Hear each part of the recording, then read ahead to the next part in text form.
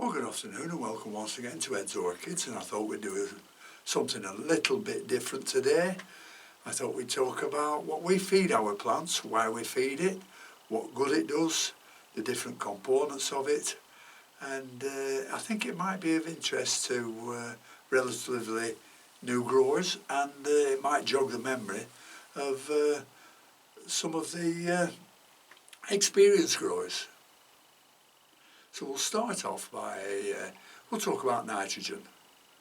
Now nitrogen, as you know, is 4/5 of the total air that we breathe in, or 80% of the air we breathe in is nitrogen. And nitrogen is fed to the plants for growth. They don't require too much, because if you give them too much, makes them grow far too quickly. Nitrogen has also an effect on the photosynthesis of the plant. Nitrogen helps to make the plant a little greener, but a deficiency in nitrogen, it starts yellowing the leaves. Now you've got to feed nitrogen at the right time, which is at the beginning of the growing season, evidently to make them grow. If fed at the wrong time, when the blooming season's coming round, it just doesn't help, and it makes the plants very, very leggy. That light is bright. And now we come to magnesium. Now magnesium is essential in the production of chlorophyll for the plants. Lack of magnesium can be shown in a yellowing of the leaves, or it can be shown as black or dark patches on leaves that should be a uniform green. So if you've got your plants and you think they're showing too much light, or they've got this funny colouring on the leaves, give them a good dose of Epsom salts. They should be okay. Now Epsom salts is mobile to the plant, so it can be transferred from the old growth to the new growth. There's also one thing about Epsom salts that you might be interested in, is that it's produced from manganese and sulphur. Now, sulphur for years, or tens and tens of years, has been used as an insecticide until all the modern things came on the market. And sulphur is now in Epsom salts.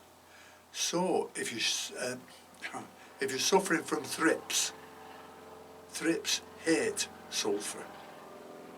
So if you've got thrips, or you think you've got thrips, or you don't want thrips to start, then give your plants a spray with Epsom salts. That should do the trick for you. Very little sulphur is needed by the plant, but a complete lack of it will make the plant look very, very sick and unhealthy.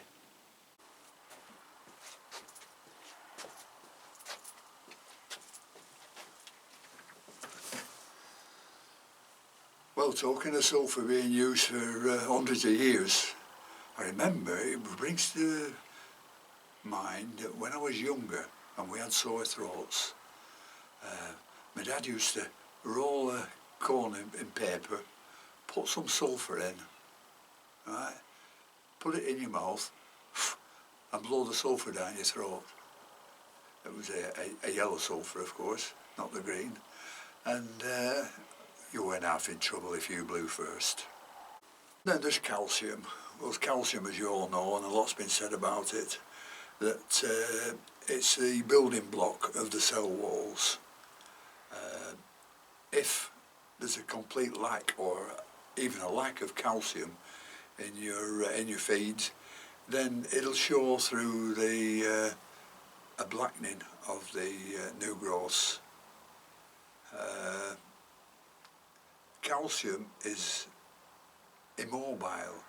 It cannot be moved from one plant to the new growths.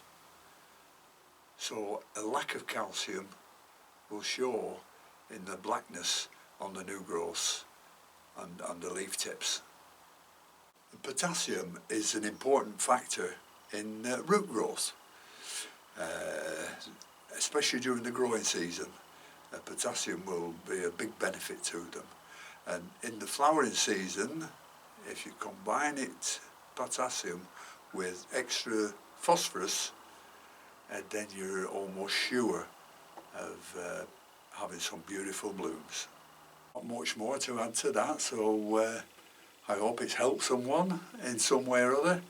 And if you want me to have a look at some other things, just leave it in the comments for this video and I'll see what I can do. So thank you very much for watching. Thanks again to all my subscribers.